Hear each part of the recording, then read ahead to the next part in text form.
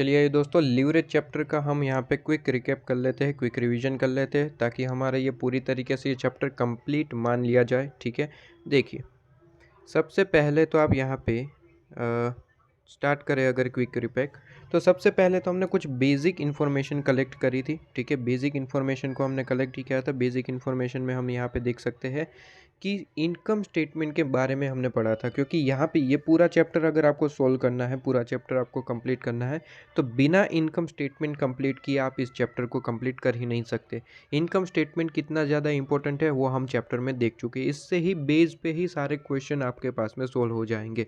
तो income statement की बात करें तो सबसे पहले यहाँ पे इनकम स्टेटमेंट स्टार्ट होता है सेल्स से।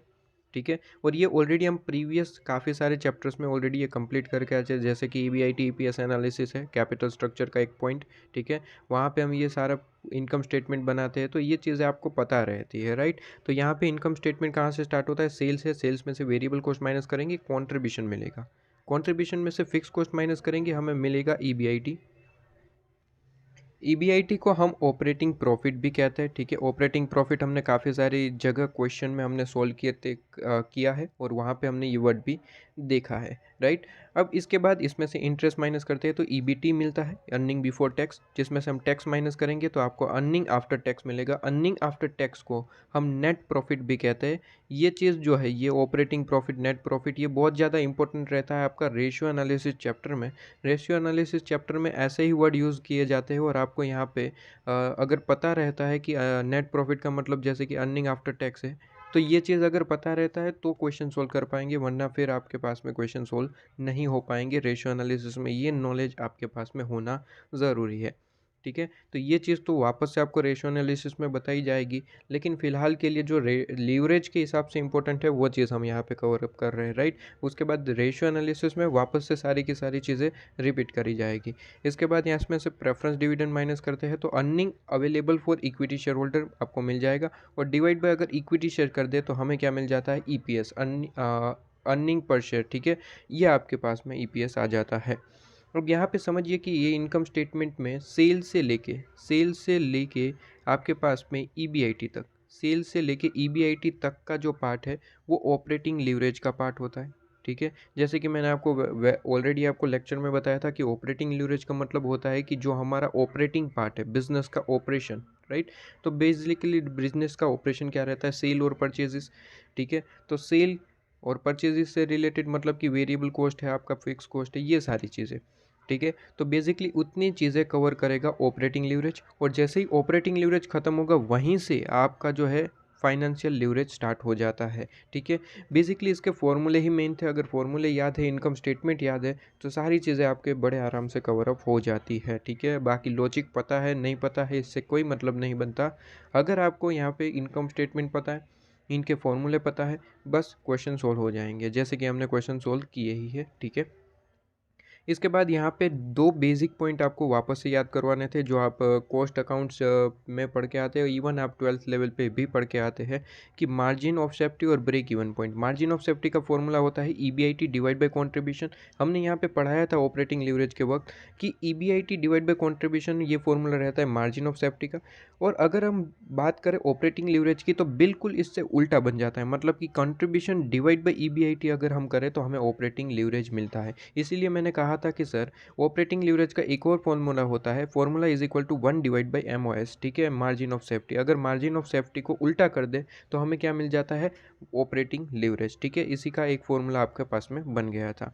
इसके बाद ब्रेक इवन पॉइंट का फॉर्मूला होता है fix cost divide by contribution. ये दो चीज़ आपको याद होनी चाहिए, किसी भी वक्त आपको यहाँ पे यूजफुल हो सकती है। ठीक है, इसके बाद ही हमने यहाँ पे पढ़ाया था कि भाई मार्जिन ऑफ सेफ्टी और ब्रेक इवन पॉइंट का अगर दोनों का टोटल किया जाए तो आपको क्या मिल जाता है? Sales, right. ये चीज़ आपको याद होनी चाहिए। ओके, तो इसके बाद हम यहाँ पे डिस्कस करें आगे।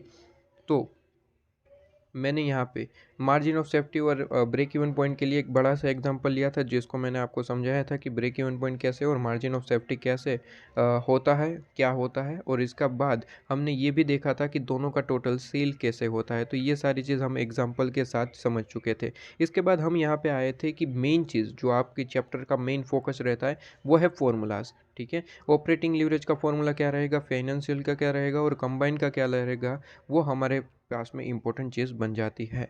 ठीक है। ऑपरेटिंग लीवरेज के फॉर्मूले की बात करें तो देखिए, हर एक चीज़ ऑपरेटिंग हो, फाइनेंशियल हो, कंबाइन हो, ठीक है, उनमें दो दो फॉर्मूले हैं। एक अमाउंट का फॉर्मूला, एक परसेंटेज का फॉर्मूला, उससे ज़्यादा यहाँ पे कोई फॉर्मूला नहीं रहते।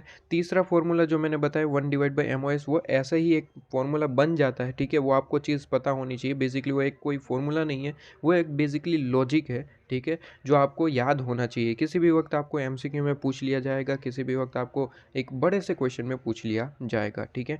तो ये चीज़ आपके पास में क्लियर होनी चाहिए। अब मैं बात करूँ यहाँ पे मेन फार्मूलाज की, तो एक होता है परसेंटेज और एक होता है अमाउंट। ठीक है। एक होता है परसेंटेज और एक होता है अमाउंट का फॉर्मूला।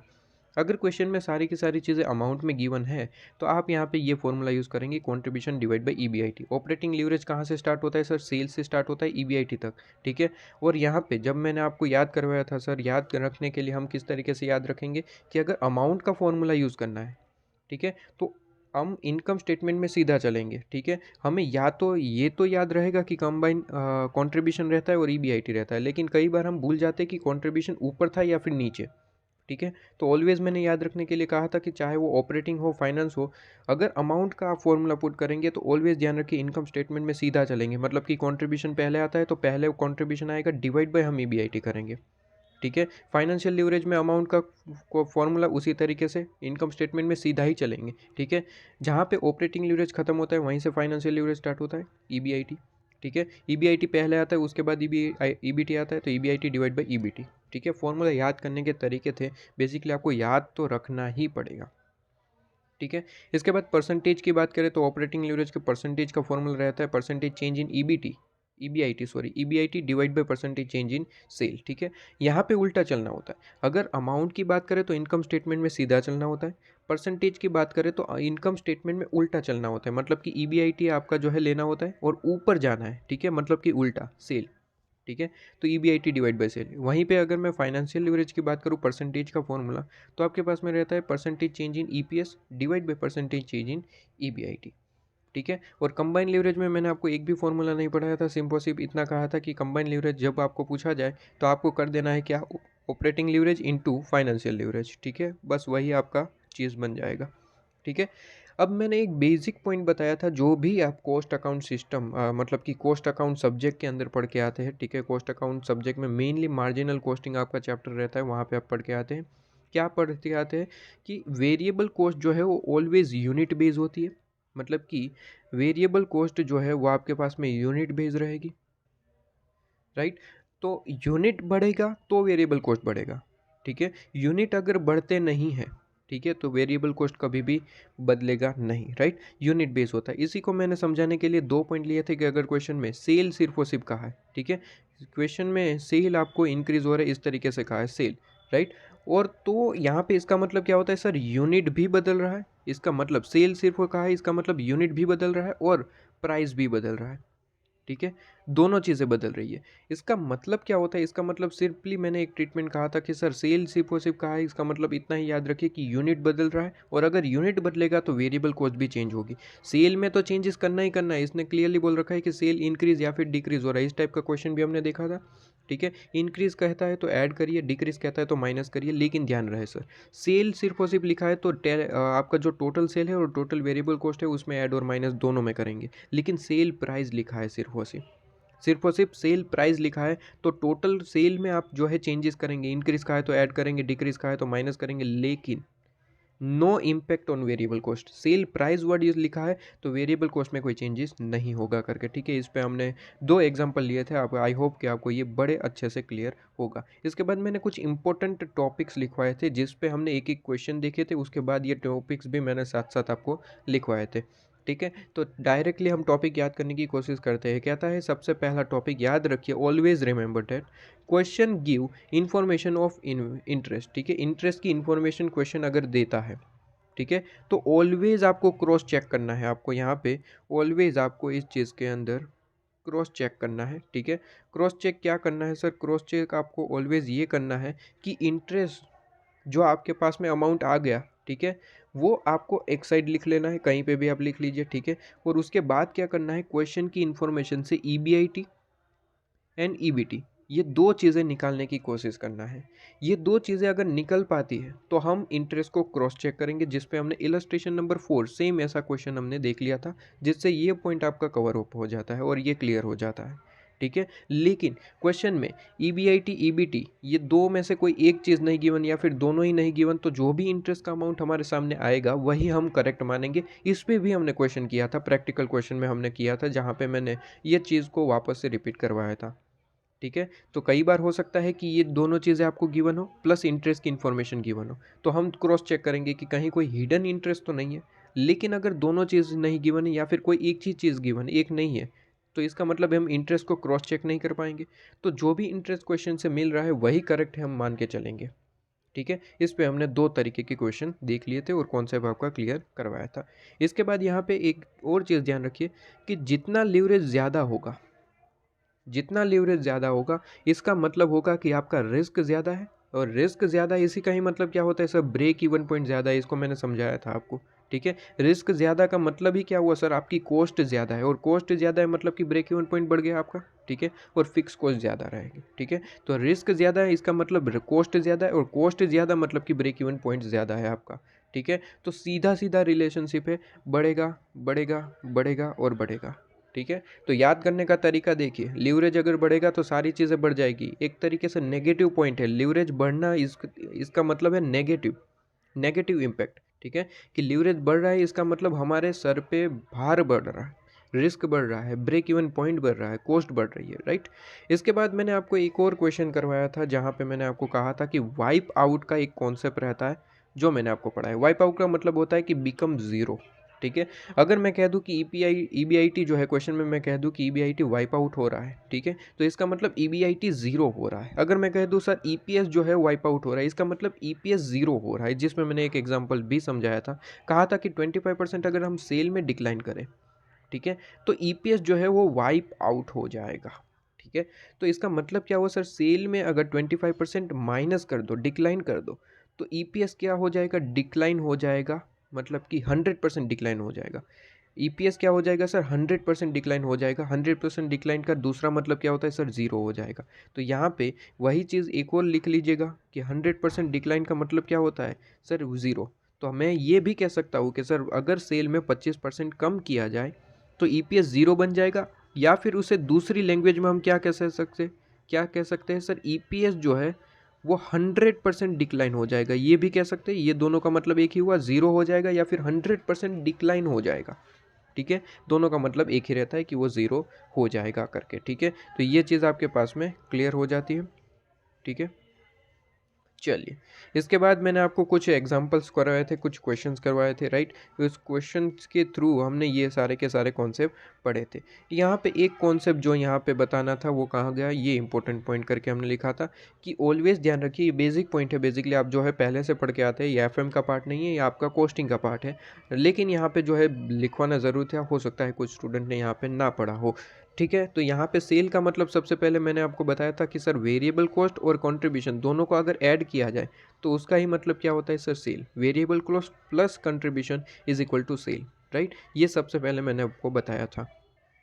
उसी के साथ मैंने आपको बताया था कि वेरिएबल कॉस्ट को अगर परसेंटेज में लिखा जाए, वेरिएबल कॉस्ट को अगर हम परसेंटेज में लिखे, ठीक है, वेरिएबल कॉस्ट को अगर हम परसेंटेज में लिखे तो वेरिएबल कॉस्ट को परसेंटेज में वेरिएबल कॉस्ट ही कहा जाएगा, ठीक है। मतलब कि आपको क्वेश्चन में ये भी दे सकता है कि वेरिएबल कॉस्ट 15,000 है, या फिर ये भी कह सकता है कि वेरिएबल कॉस्ट 25% है, राइट। तो परसेंटेज में भी दे सकता है, अमाउंट में भी दे सकता है। इसी तरीके से कॉन्ट्रीब्यूशन को भी अमाउंट में भी दे सकता है और परसेंटेज में भी दे सकता है। लेकिन ध्यान रहे सर, अगर कॉन्ट्रीब्यूशन को परसेंटेज में दे रहा है, ठीक है, तो इसका मतलब होगा, कॉन्ट्रीब्यूशन को परसेंटेज में दे रहा है, इसका मतलब क्या होगा, इसका मतलब होगा कि वो आपको पीवी रेशियो नाम देगा।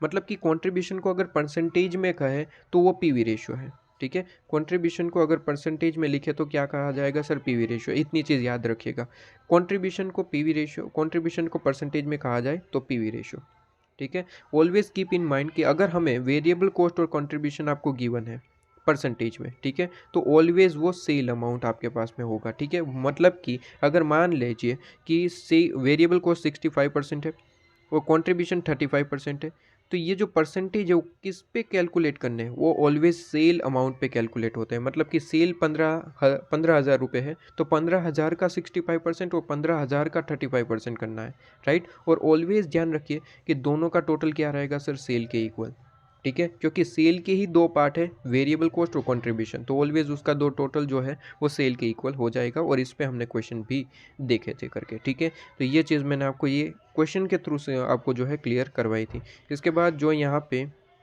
पॉइंट था जो मैंने आपको ऑलरेडी अभी बताया कि वो सेल और सेल प्राइस आपको अगर गिवन है तो इसका ट्रीटमेंट क्या रहता है, उस पर हमने क्वेश्चन भी किए थे। कौन सा क्वेश्चन था यहाँ पे, सेल पे, इसमें ये सारे कॉन्सेप्ट मैंने कवर करवाए थे, वो आपको पता होगा, ठीक है। यहाँ पे हम क्वेश्चन यहाँ पे ओपन नहीं कर रहे, लेकिन क्वेश्चन हम यहाँ पे कर चुके हैं, राइट। इसके बाद यहाँ पे मैं सिंपली आपको ऊपर ऊपर से पॉइंट बता दूँ, ये हिडन इंटरेस्ट वाला जो हमने क्वेश्चन किया था, ठीक है, कि हमें क्रॉस चेक करना होता है, क्योंकि ईबीआईटी और ईबीटी आपको गिवन है तो डिफरेंस आपको निकाल के क्रॉस चेक ज़रूर से करना होता है कि आपको क्या हिडन इंटरेस्ट तो नहीं गिवन है। हिडन इंटरेस्ट है तो आपको यहाँ पे वही कंसिडर करना रहेगा। दूसरा एक और पॉइंट जो मैंने आपको अभी अभी समझाया कि सर अगर इस तरीके से वर्ड दिया गया है कि सेल डिक्रीज़ हो रहा है या फिर कंट्रीब्यूशन डिक्रीज़ हो रहा है और ईपीएस आपका ज़ीरो हो जाता है, वाइप आउट हो जाता है, तो ऐसा भी क्वेश्चन हमने किया था, प्रैक्टिकल क्वेश्चन नंबर 5, ठीक है। और वो सेल वाला पॉइंट भी हमने देखा था कि सेल वाला पॉइंट क्या है सर, अगर सेल डिक्रीज़ होती है या फिर सेल प्राइस डिक्रीज़ होता है, तो ऐसा भी हमने एक क्वेश्चन किया था जहाँ पे आपको मैंने क्लियर करवाया था कि सिर्फ और सिर्फ सेल लिखा है, इसका मतलब वेरिएबल कॉस्ट और सेल दोनों में आपको चेंजेस करने हैं, राइट। और वो चेंजेस कैसे करने हैं सर, सीधी सी बात है, इंक्रीज़ का है तो ऐड करेंगे, डिक्रीज़ का है तो माइनस करेंगे, दोनों में से।